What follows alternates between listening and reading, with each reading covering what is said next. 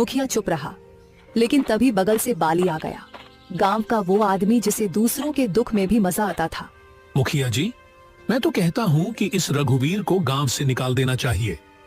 उसकी मनहूस छाया धीरे धीरे पूरे गांव में फैल रही है। कहते हैं कुछ लोग ऐसे होते हैं जिन पर काल की छाया होती है और जो पूरे गांव को बर्बाद कर सकते हैं। मुखिया पहले चौंका, फिर हंसने लगा।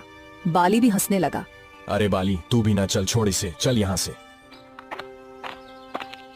दोनों रघुवीर की हालत पर हंसे और चले गए। रघुवीर वहीं बैठा रहा, आंखें आसमान की ओर उठाए। हे भगवान, क्या मैंने अपनी तकदीर खुद लिखी थी? क्या मैंने किसी का बुरा किया है? कभी चोरी, कभी बेईमानी, मैंने कुछ बुरा नहीं किया। फिर मेरे ऊपर यह दुख क्यों आया है? क्यों? मेरे सपनों के दिए बुझ गए, मेरी उम्मीदों के चिराग बुझ गए। धुंध में खो गया हूं, कहीं से रास्ता नजर नहीं आता। यह तन्हाई कब खत्म होगी? उसकी हथेली से हथौड़ा नीचे गिर गया।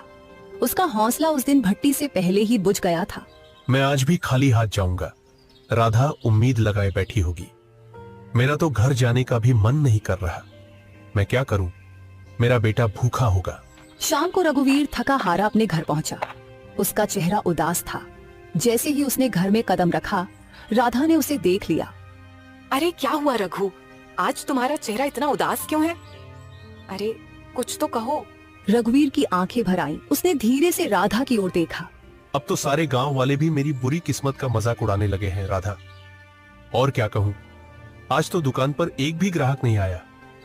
हाँ, और ऊपर से मुखिया और बाली, वो दोनों मेरी किस्मत पर हंसते हुए चले गए। मैं तुम्हारे लिए खाने के लिए भी कुछ नहीं ला सका। राधा चुप हो गई। उसकी आंखें भर आईं। सुबह जब तुम दुकान जा रहे थे तब मैं भी तुम्हें बोल रही थी, इसमें गलती मेरी भी है। मैं भी कभी तुम्हारे दुख को पूरी तरह समझ नहीं पाई। फिक्र मत करो, भगवान सब ठीक करेगा। रघुवीर कुछ नहीं बोला। वह चुपचाप चारपाई पर लेट गया। उसके हाथ कांप रहे थे, लेकिन आवाज नहीं निकली। अगले दिन सुबह होते ही राधा ने रघु से कहा, रघु, खाने के लिए कोई चीज उधार ही ले आओ।